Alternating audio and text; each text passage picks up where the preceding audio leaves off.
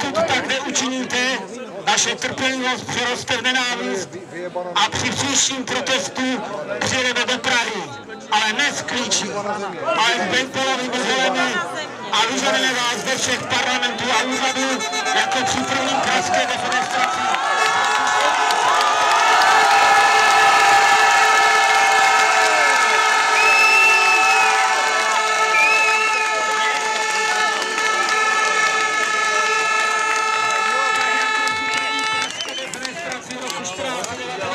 Za Jana Žarivského. Děkuji.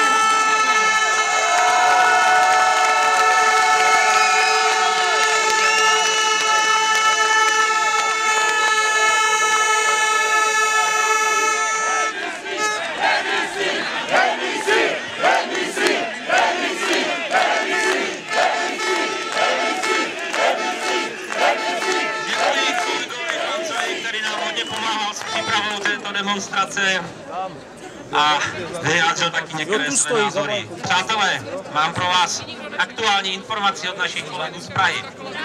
V Praze na Václavském náměstí údajně 15 000 občanů.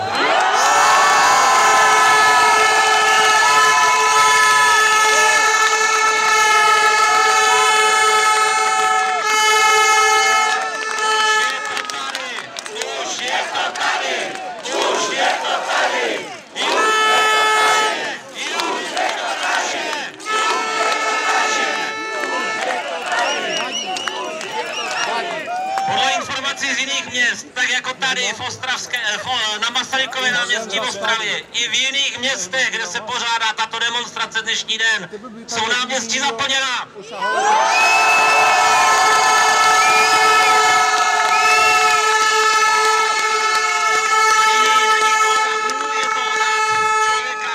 Je v tomto trošku zběhlejší, který odhaduje počet nás zde shromážděných zde v Ostravě na 6 000.